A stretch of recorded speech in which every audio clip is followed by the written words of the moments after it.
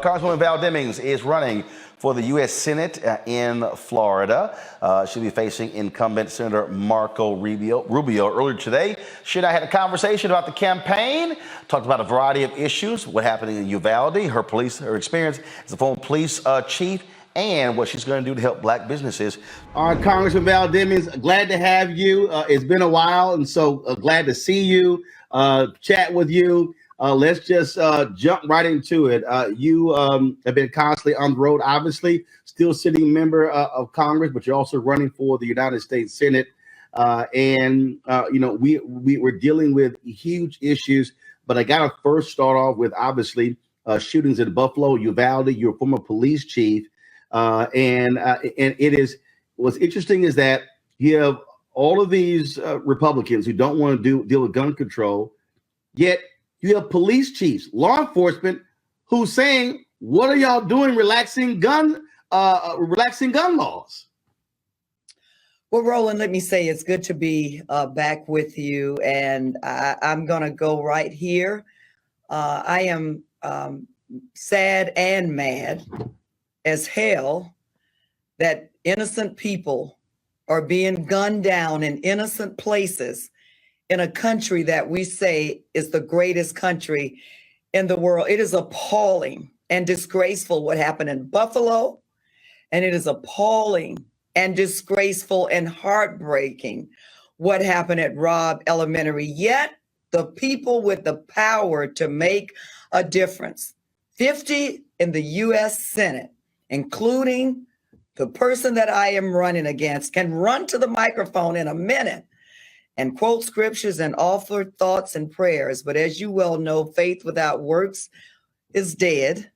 So when you finish praying, get up off of your knees and, damn it, get something done to protect innocent people in innocent places. So I've seen the natural reaction from Republicans and conservatives saying, "Oh no, Democrats, you just want more gun control. That's not going to solve any of these problems." They're talking about creating single doors for students to go through, putting steel doors in place, bulletproof glass, things along those lines. Again, you've served as the head of the police department. And so from your vantage point, what is needed to deal with what we are witnessing when it comes to our schools?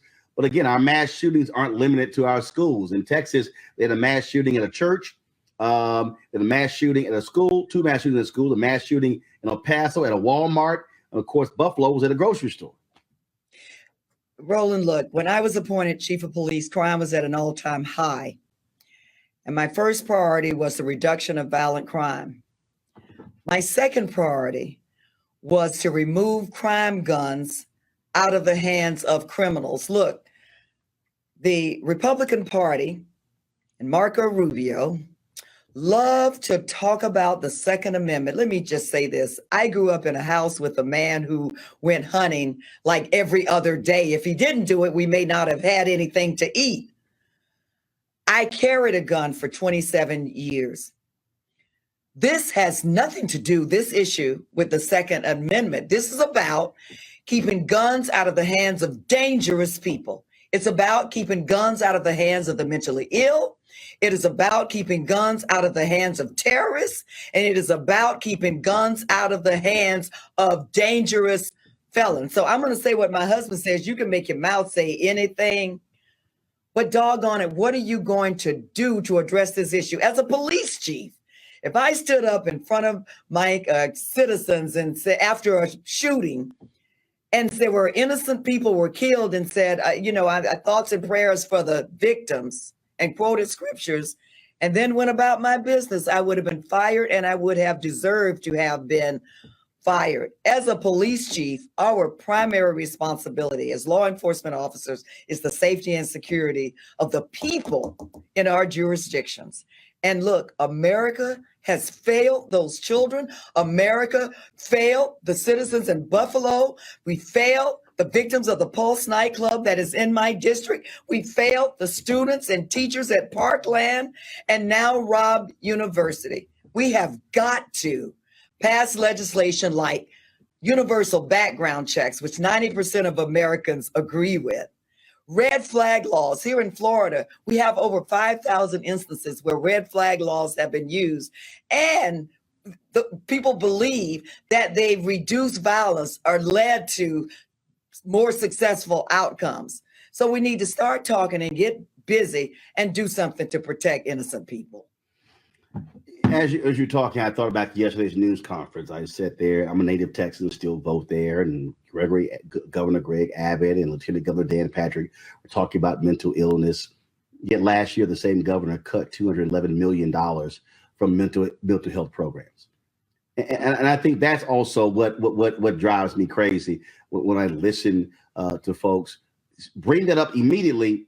But then when you look at the voting record, they cut mental illness. The number of states that refused Medicaid expansion for mental illness. So as what are you saying and what are you hearing on the campaign trail when it comes to this issue? Roland, Marco Rubio has been in office since 1998. He's been in political office, good for him if that works for him, but it doesn't seem to be working very well for Floridians. When I'm traveling the state from the Panhandle down to the Keys, and I'm talking to Republican voters, independents, and Democratic voters, they are sick and tired of hearing news like we've heard this week coming out of Texas.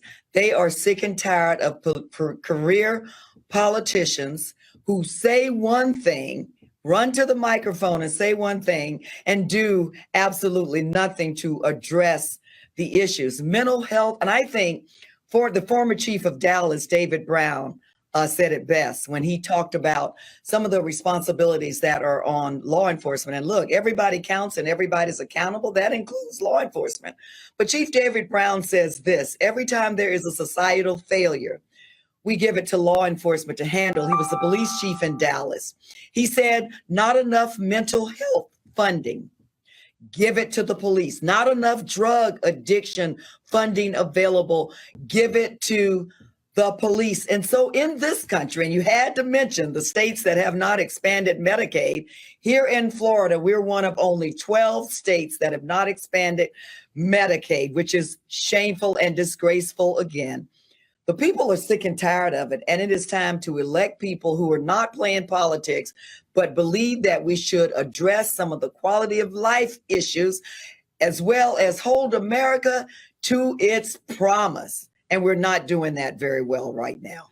Now, on that particular point, what you just laid out there, you hear the people who are highly critical of defund the police. I've interviewed the people who said that. And what I've heard them say is, stop giving all of the money to police departments to do the functions that are frankly outside of what they actually are there for. And that is, we've got to reimagine policing. We've got to reimagine our budgets to say, look, if you're sending cops to handle mental illness cases, send mental health professionals. If you're sending people to handle domestic violence, make sure you have domestic violence specialists. That point you make there is so important, because in a lot of cities, half of a city's budget goes to the police department. And I've interviewed cops who say, why am I doing stuff that frankly is not what cops should be doing? Police are not the answer to every problem in America. And let me say this too, Roland. As you know, I served as a law enforcement officer for 27 years, had the honor of serving as the chief of police in Orlando. Our primary responsibility is the safety and security of the people in our jurisdictions, as I said earlier. The police are crime fighters.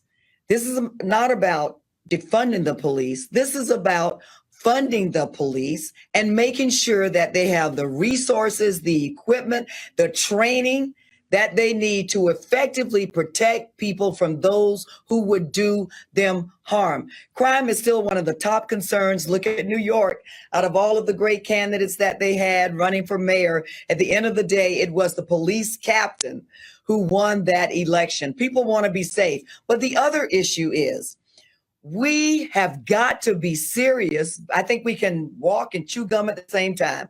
We've got to be serious about funding programs that address those social ill problems, mental illness, drug addiction, substandard education, substandard housing, all of those things that directly impact the quality of life of people living in this country. I believe we can walk and chew gum at the same time, and we can do this if we elect people who have the political will to get it done. You are obviously in a very tough race. It is in a state where Democrats have had fundamental issues, especially with Hispanic/Latino voters. What is happening there when it comes to your infrastructure? You look at the governor's race. Andrew Gillum lost by 30,000 votes to now Governor Ron DeSantis. And one of the things is that two of the counties where Democrats depend upon votes, Broward County and Miami-Dade, their turnout didn't even hit 60%. People are suggesting right now this is going to be a wave election for Republicans. And so what are you doing? What are you saying to the DSCC, to the party, that they've got to put the resources into Florida, but also establish a strong ground game and messaging to reach voters who say that, you know what, I don't believe enough has been done to get me excited? Well, Roland, let me just say this. I grew up, as you well know, poor, Black, and female in the South. Florida is my home. I grew up in a rural part of Florida.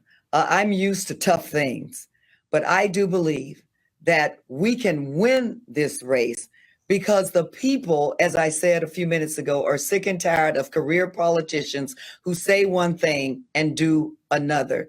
Yes, they're concerned about crime. Yes, they're concerned about funding those mental health and other quality of life issues. Yes, they're concerned about the prices of goods and services. Yes, they're concerned about the doggone it, affordable housing crisis that we're seeing, not just here in Florida, but all over the country. And they deserve to have someone who cares about those things and therefore will do something about those things in Florida.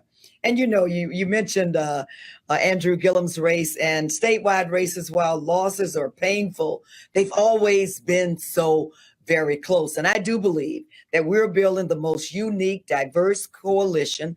We're doing what I did as a police chief. I didn't pick and choose winners and losers based on their ability to pay to play. I didn't pick and choose winners and losers or who I would talk to based on their political party. We're working to get some things done, and we're building. We have this coordinated campaign that we're getting ready to launch in Florida, working along with the Democratic Party and other Democratic races that are going on in the state to work cohesively, to work together, to make sure that we are turning out voters that are sick and tired of what they are getting. Republican, independent, Democratic voters who believe in the Constitution, believe in the rule of law, and believe in our democracy. And I really do believe, and you mentioned the Hispanic voters, and we clearly understand that it's not just Cuban Americans. We have Puerto Ricans, we have Venezuelans, we have Colombians and others. And we are talking to them about things that matter to them. We're talking to white voters, we're talking to African American voters, but we're also talking to another major voting bloc in Florida, and that is the Afro-Caribbean voters. And we're leaving no voters behind. We're getting the work done. And I do believe, Roland, that come November, our work will pay off. I got to ask you this here because, look, there are a lot of disaffected African Americans. People are very frustrated with President Joe Biden. His polling numbers are down. Folks are saying that enough has not been done. I've been reading Luther Campbell's tweets this week. And look, I look at the chat rooms and we're live on our show. And I'm dealing with people who are coming at me. I got people right now who are saying, oh, the Asians got a hate crime bill. Why haven't we seen any Black specific bills? Even though that was a bill that was passed in the House dealing with domestic terrorism after Buffalo, the Senate Republicans stopped it from going forward. So what do you specifically say to an African American, a young voter, somebody who is middle aged, someone who's older, who is saying, you know what? I'm sorry. Enough hasn't been done. I'm just going to sit this thing out. Yeah, Representative Val Demings is running. She's great, but I'm sorry. I'm just not interested. What do you say to that person whether they're in Florida or they're in North Carolina, Wisconsin, or Pennsylvania, Ohio, or Georgia, or Nevada, who's saying, hey, I'm just not going to vote? What do you say to them? You know what, Roland, and I appreciate you and your listeners, for your viewers, for asking that question. And look, I understand and I feel their frustration, but we didn't build a great nation without the young people's energy and talent and brilliance. If you look at every great movement that we've had in this country, whether it was the women's suffrage movement and women fighting for the right to vote, remember those Black women? 22 of them were from or founders of my sorority, and others who said, we're not accepting the status quo. Yes, this is hard. Yes, I'm frustrated. Yes, I'm discouraged, but doggone it, I'm going to work to get it done. If we think about the civil rights movement of 1964 and the voting rights movement of 65, marriage equality, all of the major pieces of legislation that we have seen in this country, it was always because of the talent, energy, and brilliance of young people. Dr. King was 26 years old when he became the leader of the civil rights movement. John Lewis was 17 years old when he first got involved. And yes, I understand the frustration, but the country needed that young energy and talent then, and doggone it, we sure enough need it now. There is a concerted effort to make the work of our great leaders in vain. Forget it. Let's turn back the hands of time. We cannot allow that to happen. And so we need you. We will include you in our efforts. We're asking you. We're already building coalitions with young voters. We need your ideas. We need your talent. We need your energy. And with you standing with us, we can win this race and build an America that works for you and works for everybody, like it was intended to be. Last question for you. You've been very much involved in the issue of diversity in media, Black-owned media. I've been one of those folks really pressing the federal government when it comes to $1 billion being spent every year on media, only $51 million going to Black-owned media. Talk about, again, what you want to do if you're United States Senator, not only when it comes to Black-owned media and advertising, the fact that $560 billion is spent every year on federal contracts, and African-American businesses only get 1.67%. I mean, if we went from 1.67% to 10% of federal contracts, that's going from literally 9 billion to 56 billion. That has a dramatic impact on the future of Black America, the economics of Black America, and the creation of wealth in Black America. Roland, I'm so glad you mentioned that. And you know the work that we have done and continue to do as it pertains to media diversity, along with Hank Johnson from Georgia as well, is working on this. And the bottom line is this.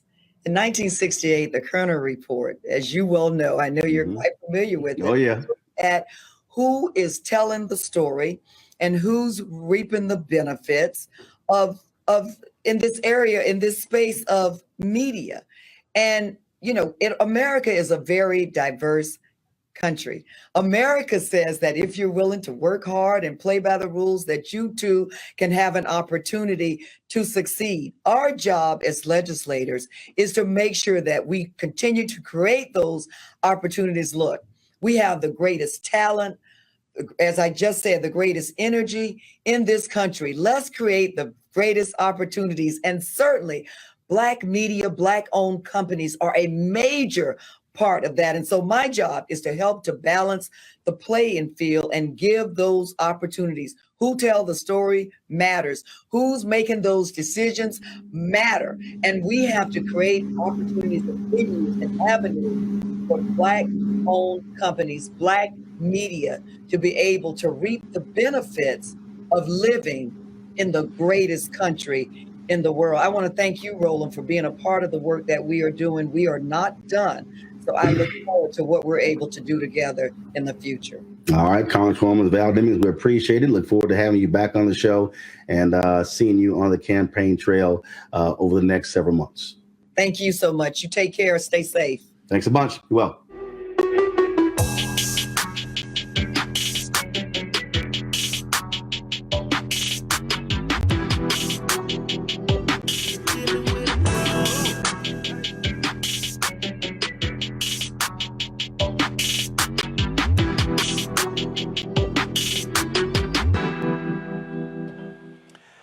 Hey fam, Patrol Grooming is a men's grooming company that delivers on this promise every day to men everywhere. Everything we do, every product we make is designed to help you to present your best self. It's a promise they've kept since 1991 when they first introduced the Bump Control brand, the #1 men's product for a smooth, bump-free shave and silky skin. Millions of customers count on their exceptional skincare products, which can be found at more than 30,000 retail stores in more than 50 countries around the world. Now you can have exceptional beard and skincare products that are as unique as you are. Fellas, as we prepare to, of course, head back out into the world with COVID restrictions being lifted, it's time to get your groove back or visit www.patrolgrooming.com to order a Patrol Grooming box. Also use the discount code #Roland30 for a 30% discount at checkout. That's right, a 30% discount at checkout. It's the hashtag Roland30. Folks, we certainly appreciate Patrol Grooming being a partner here at Roland Martin. We welcome you to the launch of the Mass Poor People's Low Wage Assembly and Moral March on Washington, D.C., June 18, 2022. We are a new, unsettling force, and we are powerful. New, unsettling force, and we are here. We're rising up to demonstrate the compelling power that we, poor and low-income people, have to reconstruct society from the bottom up. And we need to do it with the loudest voices possible, the biggest actions possible. Because we know that there is no scarcity in this land. The only scarcity is the moral will to do what's right. Hold on, just a little while longer. We are those with sub-minimum wage jobs who can't afford sky-high rent.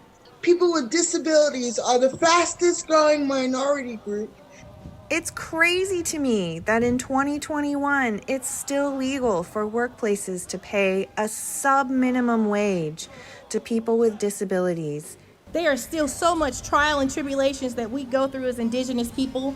We can't get a decent wage to sustain ourselves, nor can we get adequate housing. Veterans across this nation say enough is enough. We can't pat essential workers on the back on one day and then cut their health care the next day. Health is a political choice. What more do I need to do to prove that my voice is just as valuable as anyone else's? There are still forces in denial that would try to slow walk our transition to a clean economy and a just future for us all. We have an immoral system run by immoral people. But together we walk and we fight. It's time for a change. Reconstruyamos esta gran nación. See, we are people of resilience as we fight these interlocking injustices together. When we work together, mobilize together, and rise together, we become a voice for the voiceless, and we become an agent of change in a time where great change is needed. We need the third reconstruction to ensure that deaf people, people with disabilities, and all people can have the right to live and to thrive. We know what they are doing, but the question is, what are we going to do? Reconstruction begins when we change our mentality and say it's time for you to get your foot off of my neck.